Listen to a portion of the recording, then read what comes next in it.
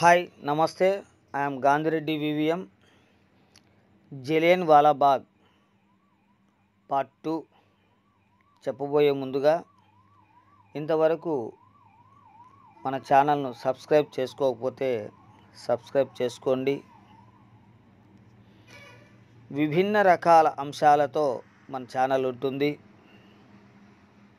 ఒకవైపు విద్యార్థులకు పాఠాలు, మరోవైపు ప్రకృతికి సంబంధించినటువంటి కవితలు, ఎంటర్టైన్మెంట్స్ ఆల్ ఇన్ వన్గా మన ఛానల్ ముందుకు వెళ్తూ ఉంది. కాబట్టి అందరూ సబ్స్క్రైబ్ చేసుకోండి.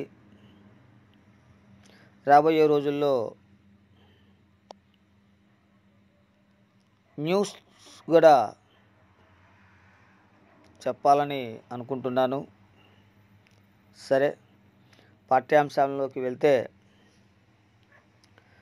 పౌరుల శస్త్రశాస్త్రముల పద్ధతి నేరని వారి సాధు సంసారులన్ బట్టి డయ్యరు పిచాచము జల్వను వాలా బాగులో దూరి వధించన్ ధద్రుధిర దుఃఖ సముద్రము భారతీయ హృద్వారము సొచ్చి అగ్నివలే జ్వాలల వీచుచున్నదెంతయున్.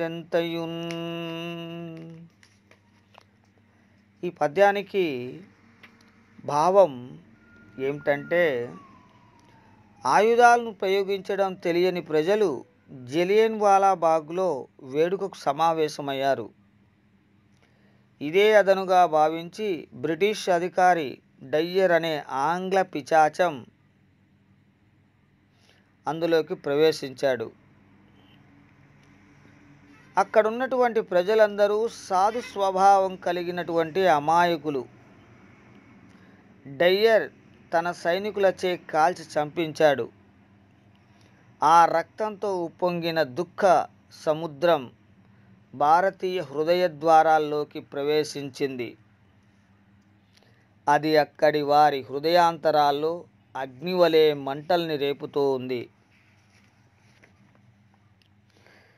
యూరపు దేశమెక్కడల హూన కిరాట పులిందులేడ యా ఘోర రణంబునందరులన్ గూల్చి జయధ్వజమెత్తినట్టి మా భారతీయ వీర యోధులొక పాటే నిరంకుశ శాసనాగ్ని సంస్కారము చేసినారు. సితజాతికి నీతి ఎటంచునున్నదే. ఆ యూరప్ దేశం ఎక్కడ వ్యాపారానికై వచ్చి భారతీయుల్ని వేటాడి వేధిస్తున్న తెల్ల దొరలెక్కడ? భయంకరమైన యుద్ధంలో శత్రువులతో పోరాడి విజయం కోసం నెత్తురోడిన మా భారతీయ వీర యోధులెక్కడ? నిరంకుశ శాసనం, రౌలట్ చట్టం చేసి వారు ఈ దుర్మార్గపు పనికి పూనుకున్నారు. ఈ స్వేచ్ఛ జాతికి అసలు నీతి అనేది ఉందా? రౌలట్టు శాసనంబు సమరంబున గెల్చిన దాని కంకుగాలము మీనజాలమునకై ఒనరించిన రీతి హూన భూపాలురు సంగినారు పరిపంది నృపాలురు నవ్వునట్లు అయ్యో లవమైన ప్రేమ మగునో ఈ కృతజ్ఞత వేరయున్నదే. తిరుగుబాట్లను అణచడానికి బ్రిటిష్ వారు రౌలట్ చట్టాన్ని ప్రవేశపెట్టారు. చేపల సమూహాన్ని పట్టే గాలంలా ఆ చట్టాన్ని డయ్యర్ జలియన్ వాలాబాగులలో ప్రయోగించాడు. దుర్మార్గంగా ఎంతోమంది అమాయకుల ప్రాణాలను తీశాడు. దీనిని చూసిన సామంత రాజులు నవ్వుకున్నారు. అయ్యో, ఆంగ్లేయులకు భారతీయులపై కొద్దిగా కూడా ప్రేమ లేదు, ఇంతకన్నా కృతజ్ఞత ఇంకేముంటుంది?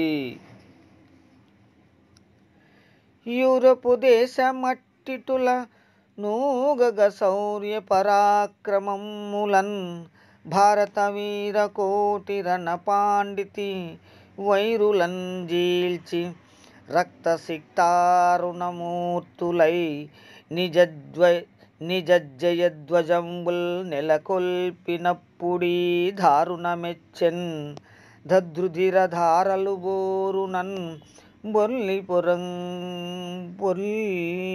పారంగన్. భారత వీరుల శౌర్య పరాక్రమాలతో యూరోప్ దేశం ఊగిపోయింది. యుద్ధంలో భారతీయులు తమ యుద్ధ నైపుణ్యంతో శత్రువులను చీల్చి చెండాడుతూ వీరోచితంగా పోరాడుతూ ఉన్నారు. అక్కడి వారు రక్తసిక్తులై ఎర్రని రూపెత్తి పోరాడుతుండగా రక్తధారలు ఉవ్వెత్తున పొంగి పొర్లి ప్రవహిస్తున్నాయి. ప్రళయ పయోధముల్ గురియు భంగి ఫరంగి ఫిరంగి గుండెలదర దేహ పంజరమునిల్లంగా జల్లెడరీతి మార్చినన్ సొలసియు నిస్సురుస్సురని సృక్కండు చిక్కండు వైరి చేతికిన్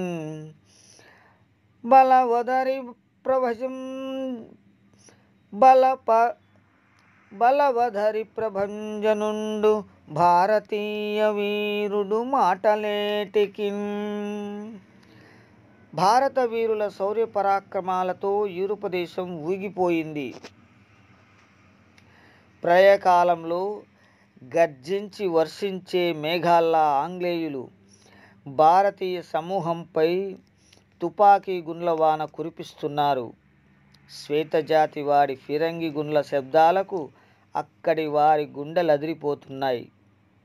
తుపాకీ కాల్పులకు కొన్ని దేహాలు నేల కొరిగాయి.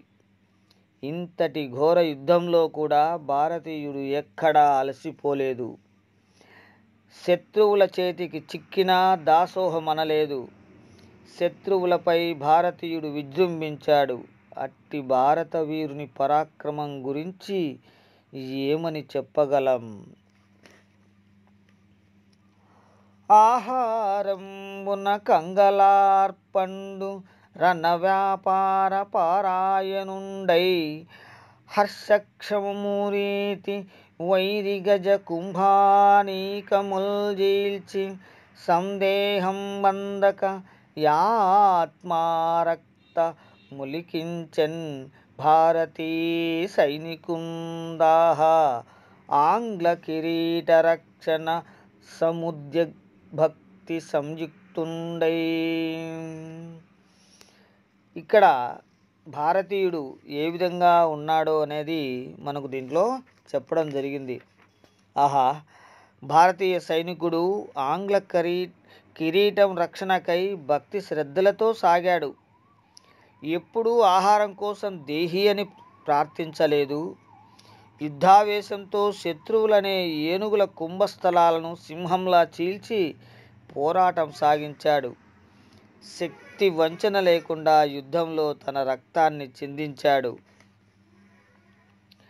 ఒక చోట నిహార నికరం పురాలపై బవలించు రణమురే బవలు సలిపి ఉన్న చోందిని యున్న యుదకముల్ ద్రావి జీవించున్ బోరును విని ఇజ్జించుచుండు ఆసవపాన దుశ్శాసన సంసక్తుడై గతిమాలి వైరివంకల కుంజనందు అగ్నిగోళములకు నాహుతియగున్గాని వెన్నిచ్చి పారండే వేలంగాని అట్టి శౌర్యంబు వెచ్చించి అవహామున విజయమార్జించి వచ్చిన వీరవరులు భారతీయులు ఒట్టి సేవకులటంచున్ జొప్ప నోరాడనే విదేశీయులారా. ఓ విదేశీయులారా, భారతీయులు కేవలం మాకు సేవకులు అని చెప్పడానికి మీకు నేరెలా వస్తుంది? యుద్ధ సమయంలో ఒక్కోసారి రాత్రింబవళ్ళు మంచురాళ్లపై నిద్రిస్తాడు. ఉంటే ఆహారం తీసుకుంటాడు, లేకుంటే నీళ్లు తాగి జీవిస్తాడు. మత్తు పానీయాల కోసం గతిమాలి శత్రువుల వైపుకు వెళ్ళడు.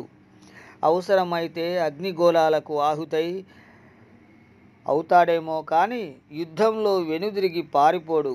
అలాంటి పరాక్రమం కలిగి యుద్ధంలో విజయాన్ని సాధించి వచ్చిన వీరులు మా భారతీయులు. ఈ యఘమురకే విడువది విపరీతము దారుణంబు, నేదో యొకనాడు చండీయులు దూరి మహాప్రళయంబులీలా, రాజేయును భారతీయునెడజేసిన పాపఫలంబు మీకు, కాజేయుధనంబు వడ్డి గ్రసించున రీతి గ్రహింపుడెంతయున్. ఈ పాపం ఊరికే పోదు.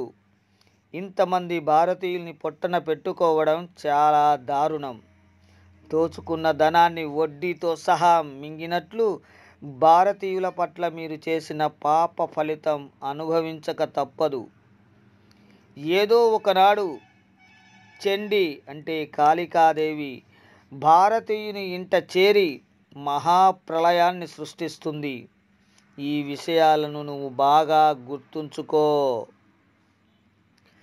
బానిసత్వమును గుపాలన్బోసిన దోషి, అన్న వస్త్రములాచికున్న ఖలుడు, కాటకంబనెడు రక్కసిని తెచ్చిన పంద, కక్షలన్ పెంచిన రాక్షసుండు, నిర్బంధ శాసన నీచయా మార్చిన జాన, పన్ను వేసిన మహాపాతకుండు, మత్తు వస్తువులమ్మి విత్తమున్గును ద్రోహి, కయ్యలన్ పెంచిన కఠినతనయుండు, కలికింజలికాడు యమునకు వలపుకాడు, మోసములకు టావు విరోధములకు బ్రోవు, దుర్గణంబుల కానాచితులువ బూచి, ఈ చీకాకుల నుంచే మాయించేరేడు. భారతీయులకు బానిసత్వాన్ని ఉగ్గుపాలతో పోసినటువంటి పాపాత్ముడు ఆంగ్లేయుడు. అన్న వస్త్రాలను దోచుకున్న దుర్మార్గుడు, కరువనే రక్కసిని తెచ్చిన పిరికి పంద, భారతీయుల మధ్య కక్షలను పెంచి పోషించినటువంటి రాక్షసుడు, బలవంతంగా భారతీయుల్ని అణచివేసే శాసనాలను తెచ్చిన నేర్పరి, భరించలేని పన్నులను వేసిన మహాపాపాత్ముడు, విదేశీ మత్తు వస్తువుల నమ్మి మన సంపదనంతా దోచుకున్న ద్రోహి, భారతీయుల మధ్య తగవులను పెంచిన కఠిన హృదయుడు, చెడును ప్రేరేపించే కలిపురుషుడికి వీడు స్నేహితుడు, ప్రాణాలను హరించే యమునకు చాలా ఇష్టమైనటువంటి వాడు. ఈ ఆంగ్లేయుడు మోసాలకు స్థానం, విరోధాలకు నిలయం, చెడు గుణాలకు మూల కేంద్రం, కుటిలమైన బుద్ధి కలవాడు, భారతీయులను భయపెట్టు భూతం వంటివాడు. ఇలాంటి కలతలను సృష్టించి భారతీయుల్ని మోసం చేసినవాడు ఈ తెల్ల ఆంగ్లేయుడు. కవటాకులన్ బోలన్ గల బసిబాలుర నెండలో నడిపి హింసించినారు, నడిచిపోయేడు వారిన్ బడంద్రోసి ప్రజలను బొట్టపైన్ బ్రాకించి పొడిచినారు, నిరపరాధుల నెల్ల నిలంబెట్టి పిర్రలు చితుకునట్టులన్ గొట్టి చెనకినారు, శుద్ధాంత కాంతలన్ జొచ్చి కొప్పులన్ బట్టి మానభంగం చేసి మరలినారు, వేల ప్రజల తుపాకుల పాలు చేసి కోసి ప్రాణార్థములు లాగివేసినారు, దెలిసి పంజాలు పరువులు తీసినారు, కలుషమని జంకబోక రాకాసిమూక. తెల్లదొరలనే రాకాసి గుంపు భారతీయుల్ని అనేక చిత్రహింసలకు గురిచేసింది. లేత ఆకులాంటి పసిపిల్లలను ఎండలో నడిపించి తీవ్రంగా హింసించారు. నడుచుకుంటూ వెళ్ళే వారి కిందకు తోసి వారిని పొట్టలపై పాకించారు. అతి క్రూరంగా పదునైన ఆయుధాలతో పొడిచేవారు. ఎటువంటి తప్పులు చేయని వారిని సైతం నిలబెట్టి వారి వెనుక భాగాలు చితికిపోయేలా అత్యంత కిరాతకంగా కొట్టారు.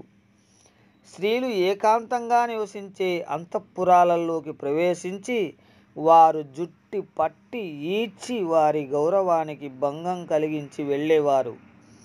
వేలాది మంది ప్రజలను తమ తుపాకులతో కాల్చి చంపి వారి ప్రాణాలనే సంపదలను తీసుకున్నారు. పాపమన్న భావన ఏమాత్రం లేకుండా ఈ తెల్లదొరలనే రాక్షస గుంపు పంజాబు పరువు తీసింది. జలియను బాగులో జనులను జంపిన రక్తము వర్షపాతము వలె ప్రవహించే. మొండెములన్ ప్రాణములుండిన వారి యాతి సంకలితరంబు గర్జనము కైవడి మ్రోసే. దిగంత భూములన్ ప్రళయము వచ్చునో ఎనుచు పౌరులు పారిరి ప్రాణభీతులై. జలియన్వాలాబాగులో డయ్యర్ దురంతానికి ఎంతోమంది భారతీయులు ప్రాణాలు కోల్పోయారు. మరణించిన వారి రక్తం ఏరులై పారింది. తలలు తెగిన శరీరాలతో నిలిచిన ప్రాణాలతో పోరాడుతున్న వారి ఆర్తనాదాలు ప్రతిధ్వనిస్తున్నాయి. ఈ భయంకర గర్జనలకు ఏదో ఒక వినాశనం సంభవిస్తుందేమోనని కొందరు పౌరులు భయంతో అక్కడి నుంచి పరుగులెత్తారు. దయచేసి ఈ పాఠం విన్నవారు సబ్స్క్రైబ్ చేసుకోండి.